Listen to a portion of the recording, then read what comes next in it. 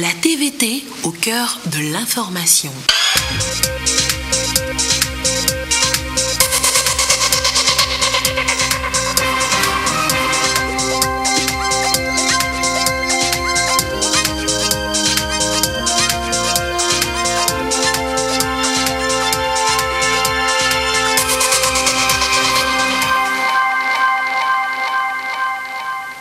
Il est 20h, bonsoir à tous. Dans l'actualité ce vendredi, la cérémonie d'hommage national à Jimmy Hope, sobre, de qualité et digne de l'artiste disparu. La nation a honoré la mémoire de son Jimmy, fait à titre posthume commandeur de l'ordre du Mono par le Premier ministre, représentant le chef de l'État. Sommé, tous les employeurs doivent désormais déclarer leurs employés à la Caisse nationale de sécurité sociale. C'est une obligation, sinon elle tape sur la table. Et puis à Bogozan 2019, c'est demain la fête à Ngotchan, ça se prépare. Hier jeudi déjà, dans le sanctuaire du peuple élevé, ont eu lieu les cérémonies rituelles. Voilà, madame, monsieur le sommaire, bienvenue, voici le 20h. L'artiste disparu, la nation togolaise reconnaissante. Jimmy Hope a eu ce matin droit à tous les honneurs dus à son rang. Cérémonie sobre, mais ô combien solennelle, la Canal Olympia Godopé. L'artiste a été élevé à titre posthume au rang de commandeur de l'ordre du Mono par le Premier ministre, représentant le chef de l'État. Officiels, familles, amis et fans ont donc rendu un hommage digne de Jimmy, l'artiste. Le récit, Pierre Tsoussouko.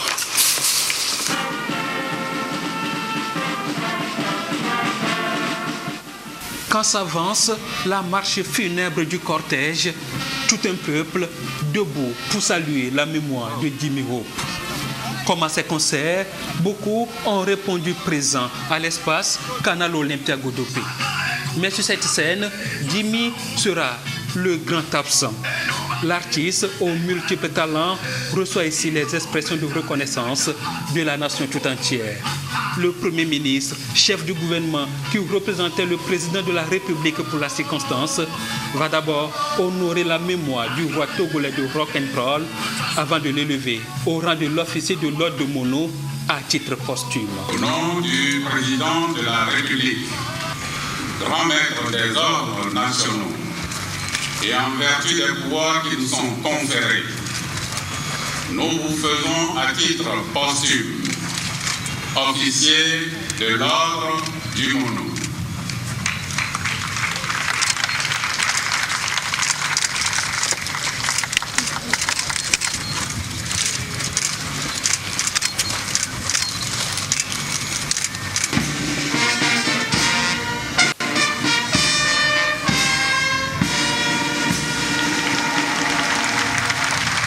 Jimmy est un colosse, reconnaissent ses pairs, venus lui dire adieu.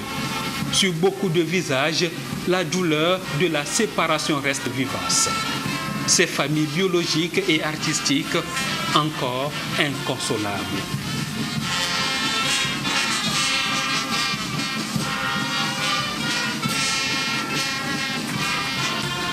Des larmes qui, au-delà de tout, ne pourront effacer près d'un demi-siècle de vie dédiée à la plastique et à la musique.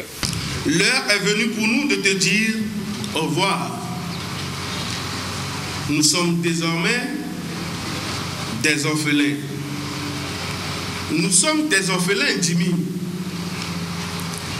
Tu partageais avec nous tout ce que tu avais de plus cher, c'est-à-dire ta musique. Tu partageais avec nous tout ce que tu avais de plus cher, c'est-à-dire ta vie.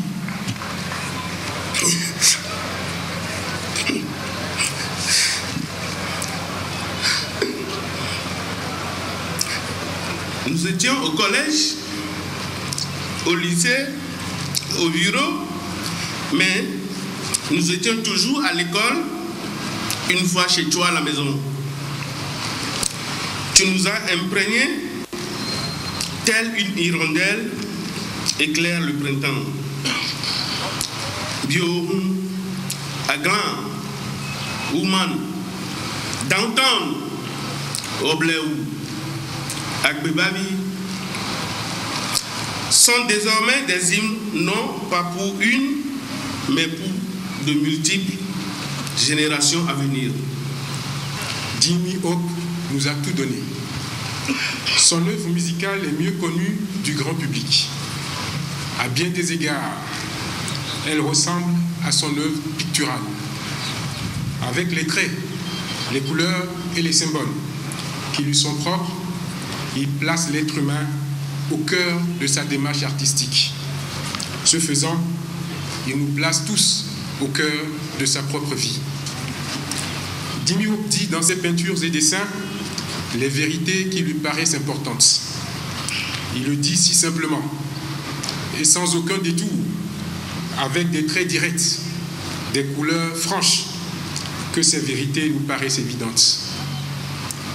Il nous dit que dans ce que nous sommes tous, il y a toujours une beauté.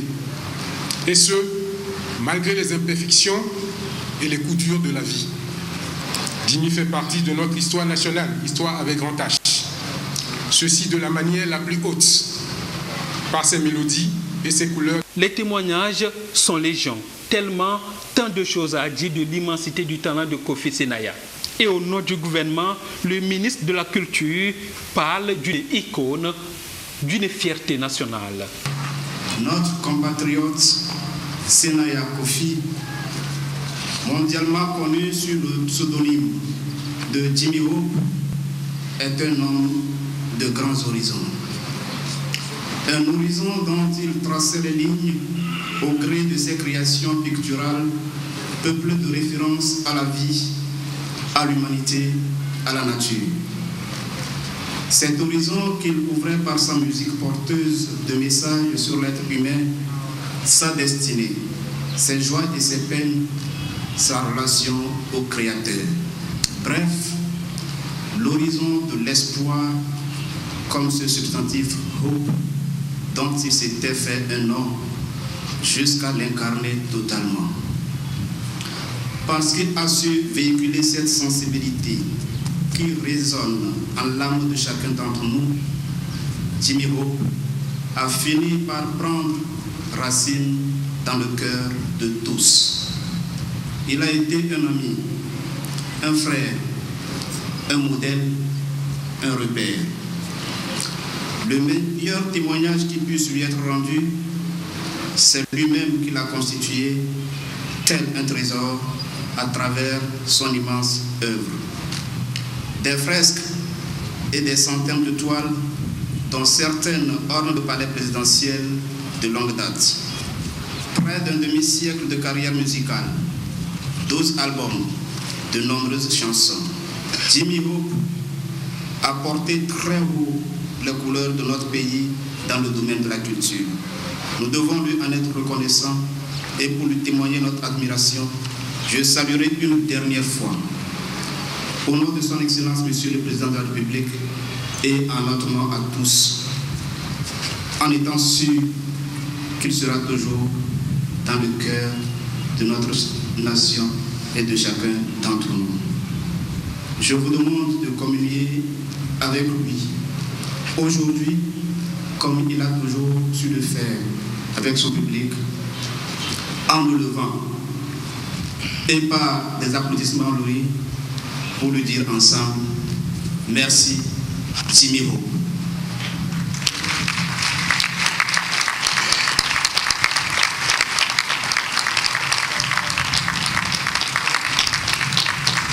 Jimmy Hope va être porté en terre dans les jours à venir. Un concert géant est prévu le vendredi prochain pour un dernier adieu à celui-là dont l'existence était une œuvre d'art. Ici, beaucoup l'ont dit, ces mélodies et couleurs sont désormais éternelles.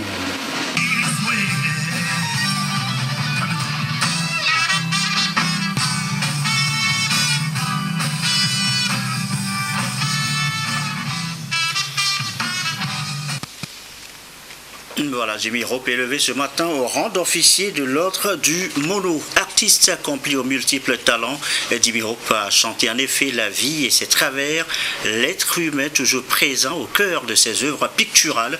Nous avons tous en nous quelque chose de Jimmy, a d'ailleurs témoigné ce matin le ministre de la Culture en hommage à l'artiste. Ses compères témoignent eux aussi, vous allez les entendre. Lucassi.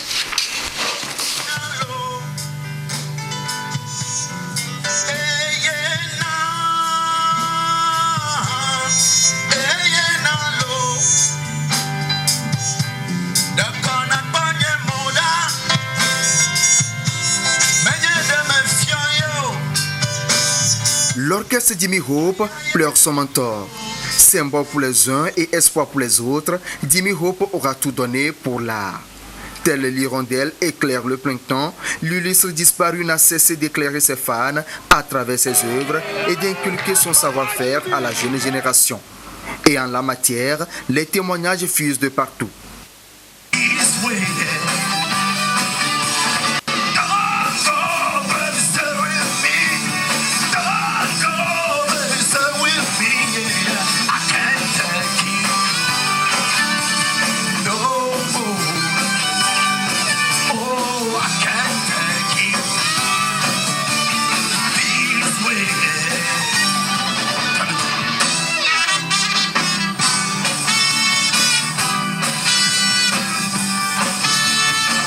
Jimmy est un homme à contact facile, très facile. Il aborde tout le monde avec une facilité. Alors, je connais Jimmy depuis 1972. Et en 1975, j'ai organisé un premier concert où j'ai invité Jimmy pour venir. Et je lui avais interdit parce qu'à l'époque, il y avait une chanson intitulée Black Magic Woman de Carlos Santana. Et j'avais demandé à Jimmy de ne pas interpréter cette chanson parce qu'à l'époque, lorsque dans un récital scolaire, vous ne chantez pas Black Magic Woman, vous n'êtes pas très considéré. Mais j'ai dit, mais Jimmy, le concert là, c'est mon concert. Je prépare cette chanson, alors il ne faut pas l'interpréter. Jimmy dit ok. Mais comme c'est une bête de scène, quand il vit la scène, il a oublié, il a commencé par entonner cette chanson, la Black Magic Woman. Got a Black Magic Woman, I got a Black Magic Woman. J'ai dit, mais Jimmy, j'allais au et dit, Jimmy, avec émotion, avec émotion. Jimmy Hope, c'est notre papa. Quand moi j'ai commencé, j'ai été le voir à la maison. Il m'a donné des conseils et il a fait avec tout le monde, presque tous les artistes plasticiens, chanteurs, même les chorégraphes. Et ils ont été voir Jimmy Hope. Et Jimmy Hope, pour nous, aujourd'hui, il est parti, mais on garde vraiment de beaux souvenirs avec cet homme-là. Voilà. On pleure aujourd'hui, mais je pense que ses œuvres vont rester. C'est un ami, c'est un grand frère. Il est chaque fois avec nous. Aujourd'hui, venir voir Jimmy Hope dans un cercueil, vraiment c'est écœurant. Mais je rends grâce à Dieu que tout ce qu'il fait est bon. L'homme aux 12 albums et plus de 200 tableaux savait aussi créer de l'ambiance et partager sa joie de vivre avec son entourage. La fibre patriotique qu'il a toujours tissée l'a amené à partager plusieurs projets avec ses compères artistes, chanteurs, peintres et plasticiens. Jimmy, c'est d'abord la spontanéité, l'amour.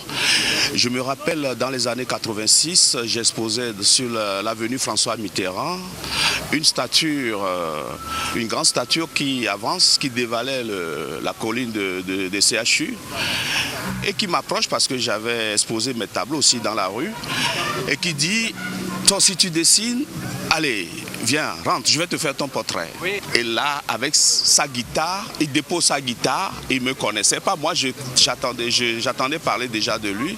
Et on rentre et il me dit, tourne la tête, je vais te faire ton profil. Et il m'a fait mon portrait. Et là, j'ai senti la personne, j'ai senti l'artiste qui aime son art avec passion et qui aimait les gens. Il ne me connaissait pas, il a fait mon portrait et il me l'a donné et il est reparti. Il m'a dit, continue.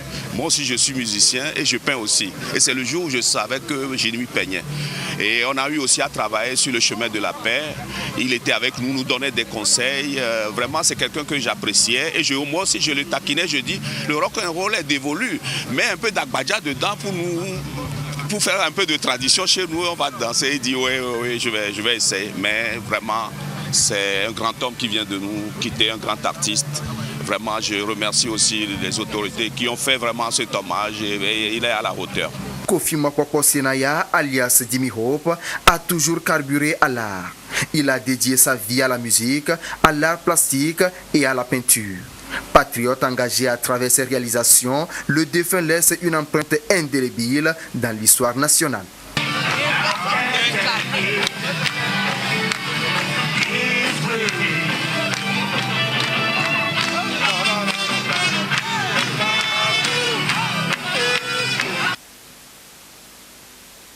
Donc des artistes avec filigrane, donc la maman de Jimmy Hope qu'on vient de voir, des artistes chanteurs surtout qui vont s'exprimer encore longuement les 13 et 14 septembre prochains dans un concert hommage au stade municipal de Lomé.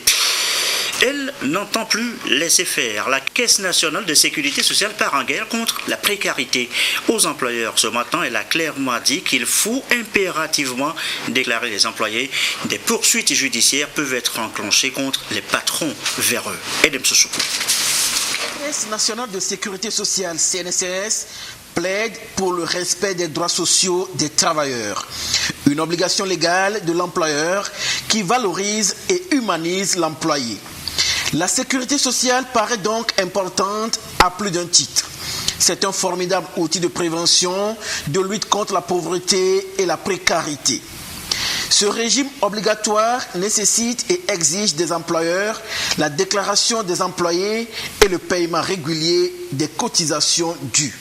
La vie de l'individu est jalonnée par un certain nombre d'événements qui ne sont pas pris en compte par l'employeur. Exemple, vous pouvez faire, disons, un accident de travail en allant de votre maison vers l'entreprise. Vous pouvez faire un accident grave. Exemple, vous pouvez, pour la femme qui est salariée, à un moment donné, pour des raisons de couche, elle doit suspendre le travail pour aller accoucher. L'employeur va lui dire, mais puisque vous n'avez pas travaillé, pourquoi je devrais payer? Convention 102 de l'OIT en cite 9 risques au total qui doivent être couverts par un dispositif de sécurité sociale. Et pour financer ce dispositif-là, le législateur a fait en sorte que le financement soit à la charge en partie du travailleur et en partie de l'entreprise. Donc aujourd'hui, c'est 21,5% pour ce qui concerne le travailleur salarié, à raison de 4% à la charge du travailleur et 17,5% à la charge de l'entreprise. La CNSS, à la suite de toute déclaration, a la prérogative de procéder au contrôle pour des vérifications. C'est pour veiller à l'exactitude des déclarations pour le respect des droits des travailleurs. 2 sanctions sont prévues à l'encontre de ceux qui ne respectent pas ces obligations légales. Il y a ce qu'on appelle d'abord les sanctions administratives et les sanctions pénales. Les sanctions administratives, c'est qu'à un moment donné, on va vous inviter humblement. Si vous ne le faites pas, on vous envoie une mise en demeure, on peut vous envoyer une contrainte qui peut aller jusqu'à la saisie des biens que vous avez. Mais au-delà, nous avons des sanctions pénales prévues aux articles 95, 96 et 97 du Code de sécurité sociale. On peut vous traduire en justice et nous avons même sur le terrain des entreprises où on trouve que sur le bulletin du travailleur, on retient sa part, 4%, mais qu'on ne verse jamais à la sécurité sociale. Vous voyez que c'est de la fraude, c'est-à-dire c'est du vol. Les cotisations sociales servent donc à financer le régime de sécurité sociale, notamment les prestations des 3 branches qui le composent, à savoir les prestations familiales, les risques professionnels et les pensions vieillesse. Sont également concernés par la sécurité sociale les travailleurs de l'économie informelle, les indépendants, les ministres de culte. Depuis 2017, sous la direction de Ingrid Awadé, les démarches et procédures sont simplifiées avec à la clé la digitalisation des services. Et déjà, une enquête a été menée sur le terrain auprès des sociétés et entreprises de la place. Ce qui en ressort, eh bien, beaucoup de patrons n'ont pas déclaré leurs employés. Il faut le faire, sinon, dit clairement la CNSS. Karine Orlando. Il existe des irrégularités dans les entreprises au Togo en termes d'obligations légales des employeurs en matière de sécurité sociale. C'est ce qui ressort des enquêtes menées sur l'ensemble du territoire national par la Caisse nationale de sécurité sociale, CNSS, Ces irrégularités portent sur les effectifs déclarés et sur l'assiette des cotisations sociales. Après plusieurs interpellations restées sans suite, les responsables de la CNSS rappellent une fois encore ici aux employeurs que l'immatriculation de leur structure et celle de leurs travailleurs est une obligation légale et un droit fondamental contenu dans les textes juridiques en vigueur sur le droit des travailleurs. En ce qui concerne le paiement des cotisations sociales, l'employeur est tenu de verser la totalité des cotisations dues, notamment la part patronale et la part ouvrière, dans les délais notamment au plus tard le 15 du mois suivant. Passé ce délai, une majoration de 5% est appliquée aux cotisations qui n'ont pas été acquittées. Cette majoration est augmentée de 1% des cotisations non acquittées par mois ou fraction de mois écoulés après l'expiration des 3 mois à compter de la date d'exigibilité des cotisations. Ces majorations courent jusqu'à la date effective du paiement des cotisations principales. Aussi, l'employeur est-il tenu de produire trimestriellement une déclaration nominative de rémunération indiquant pour chaque salarié qu'il a occupé au cours de la période le montant total des rémunérations ainsi que la durée du travail effectué. À défaut de production aux échéances prescrites de ladite déclaration, donne lieu à l'application d'une pénalité de retard de 1000 francs CFA par salarié et par mois ou fraction de mois de retard. Combien ça coûte en 2020 l'entretien de nos routes au Togo? Les techniciens des infrastructures et des transports ont réfléchi à la question. L'exercice vient de prendre fin. Que retenir donc des travaux de l'élaboration de ce budget programme? Firmé Adjinare pour les précisions. Après 2 jours de travaux, les techniciens des infrastructures et des transports, ainsi que les partenaires techniques et financiers sont parvenus à dégager un projet de budget programme annuel de l'entretien routier exercice 2020. 14 milliards de francs CFA. C'est l'enveloppe financière nécessaire pour accompagner l'amélioration des performances en matière d'entretien routier courant de l'année 2020. Le réseau routier togolais est classé en 4. Il y a les routes revêtues, les routes non revêtues, les pistes rurales et la voirie. On est obligé de prioriser en prenant en compte tout ce qui est revêtu où les bailleurs ont contribué à construire. Parce que si ça, ce n'est pas entretenu, on risque de ne plus avoir le soutien de nos partenaires techniques pour la construction de nouvelles routes. Les corrections et ajustements nécessaires à l'élaboration du projet du budget programme bénéficient du financement et l'appui prévisionnel de la Société autonome de financement de l'entretien routier, SAFER, une initiative fort appréciée et saluée par les responsables des travaux publics. À l'issue de la conférence, nous avons réussi à faire une répartition selon le poids de chaque région et selon le niveau de dégradation effectivement des routes. Donc toutes les catégories de routes sont couvertes par le projet d'entretien routier de l'année 2020. Donc les 14 milliards ont servi à faire cette répartition-là et nous espérons que les prévisions vraiment seront atteintes. Le projet du budget programme issu de la conférence sera soumis au conseil d'administration de la SAFER pour adoption et le budget prévisionnel va concerner toutes les régions et toutes les catégories des routes avec un accent particulier sur les pistes rurales car celles-ci deviendront les agropoles qui sont des leviers importants du plan national de développement PND. Et l'Inde et l'Afrique, quel type de relation à l'avenir? Déjà hier, au club diplomatique de Lomé, les contours du partenariat entre l'Inde et le continent ont été longuement explorés. Le moins qu'on puisse retenir, c'est que l'Inde veut approfondir sa relation avec l'Afrique et dans bien des domaines prioritaires. Lesquels précisément? Réponse dans ce compte rendu de Ekwesala. Devant le club diplomatique de Lomé, le ministre d'État chargé des Affaires extérieures de l'Inde. Il lui a fallu environ 50 minutes pour présenter son pays, mais également les relations qu'il entretient avec les États africains, ce qui a donné lieu à des débats.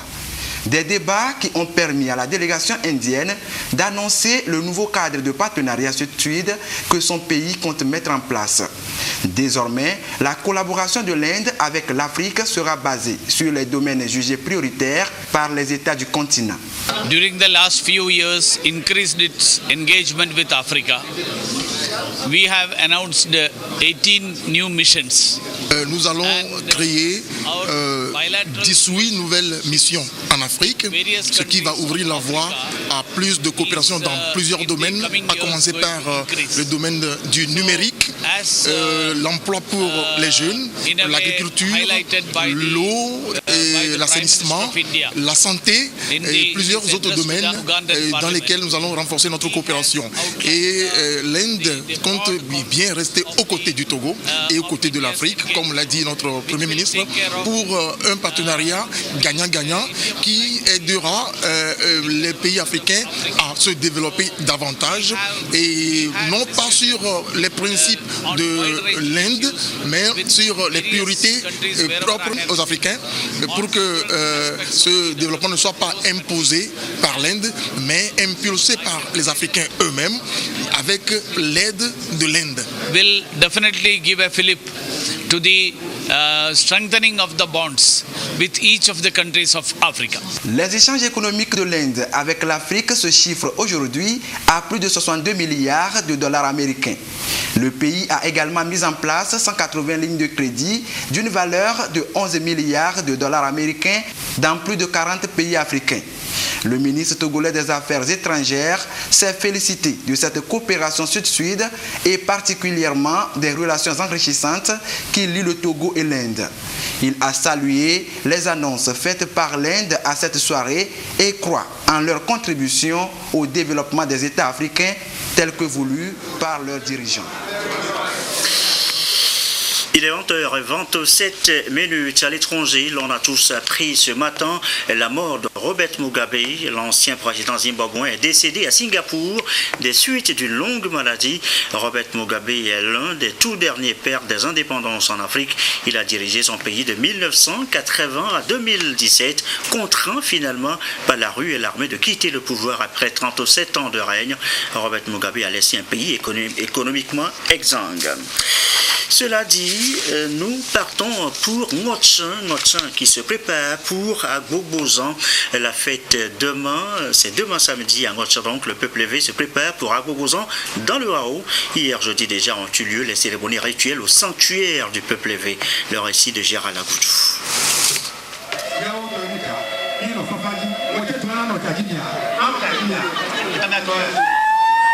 Le peuple élevé du Togo, du Bénin, du Ghana et de la diaspora dans la fièvre de la célébration de la fête traditionnelle Agbogbosan à Ngotchin. L'heure est au rituel à Agbogboji, sanctuaire du peuple élevé. Ici, fils et filles élevés et d'autres communautés sœurs revisitent le passé historique de leur origine. Un retour à la source autour des danses traditionnelles, de démonstration des valeurs et de savoir-faire pour revivre l'instant de communion avec les ancêtres.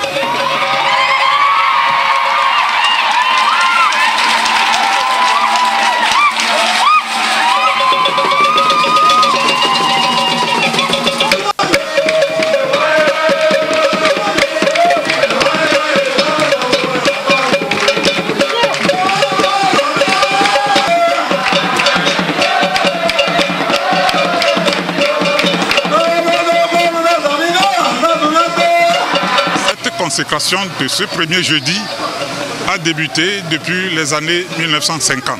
C'est pour témoigner au Seigneur, au bon Dieu, de la moisson de l'igname qui est l'aliment principal pour les évêques.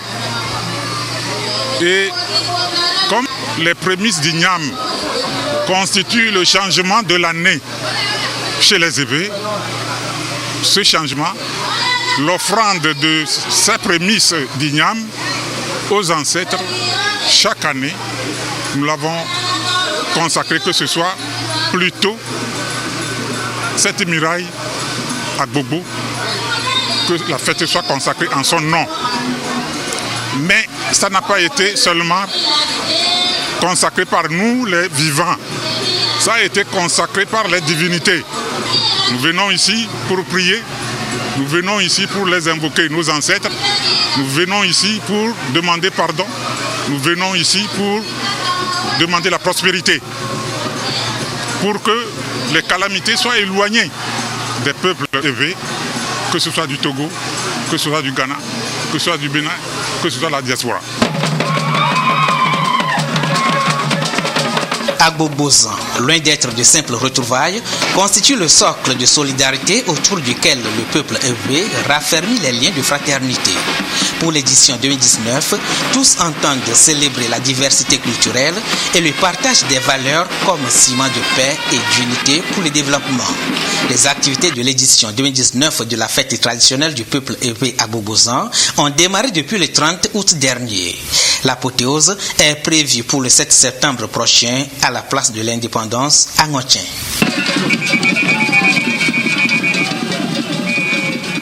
Et voilà, et ceci met fin à cette édition. Merci à vous qui nous suivez ce soir depuis Ngontien et dans le Waro.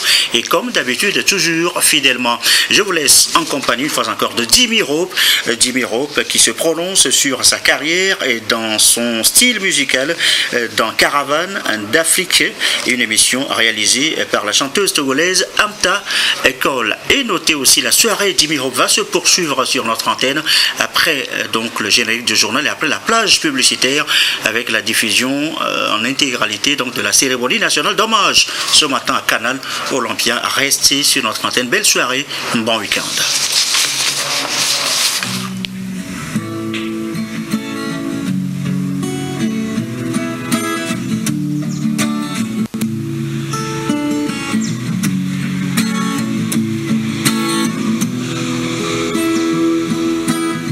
L'émission Caravane d'Afrique.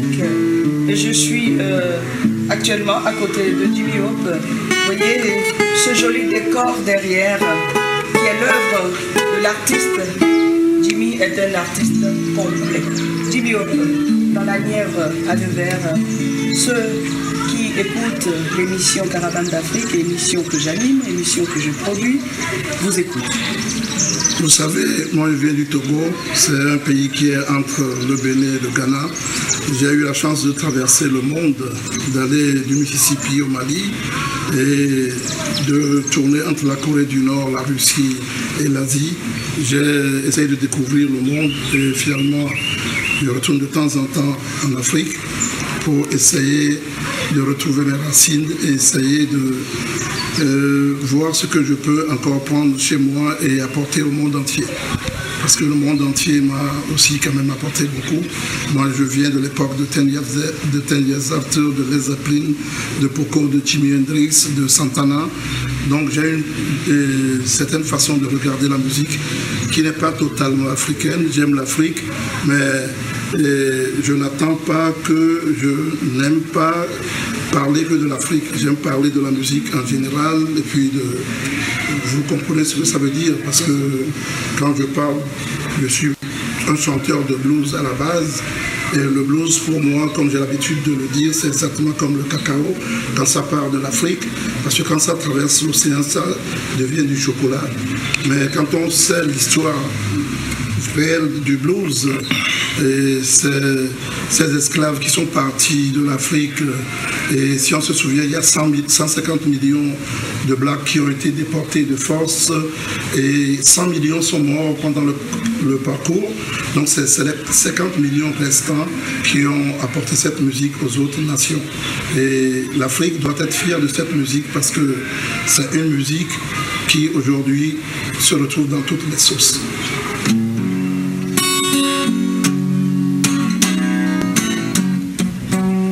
Mesiga kona meno hone hola ya hola ya du maso du me hola ya nkeke masito a hotrobo where you got me walking. Vous savez, le blues est né en Afrique et est parti pendant cette période douloureuse, mais aujourd'hui ça a servi à faire beaucoup de choses. Et quand on parle du blues, des jeunes, quand ils parlent du R&B, ils ne savent même pas que c'est du rhythm and blues. Et je pense que tous les gens qui nous écoutent en ce moment donné, et je leur fais un grand coucou. Et s'ils ont envie de me découvrir, mon nom c'est Jimi Hope, J-I-M-I-H-O-P-E. Allez sur YouTube et puis tapez, vous verrez qui je suis. J'ai eu la chance de jouer avec beaucoup de chanteurs. Bon, comme français, j'ai joué par exemple avec Jean-Jacques Goldman, j'ai joué avec Memphis Slim, Nina Simone, j'ai joué avec Toot and Meters et mon parcours a été long. Et j'ai appris quelque chose sur la route. If you don't say I am, nobody will say you are. Right. Ok. Alors, Jimi, en tout cas, merci de me recevoir chez toi. C'est un grand plaisir parce que vous savez, le temps passe tellement vite. Oui. Les continents sont tout juste à côté, mais parfois on n'arrive pas à se voir. Et la dernière fois où on s'est croisés, c'était en Allemagne, à Bremen, et ça fait longtemps. Oui. Donc, ce qui est très important, c'est que je te souhaite beaucoup de belles choses pour ta carrière et pour ta vie de famille, tes enfants, tes amis, et que tu puisses arriver à ton équilibre, qui est ton rêve. Parce que moi, je viens de loin, mais je vais encore très loin. Merci.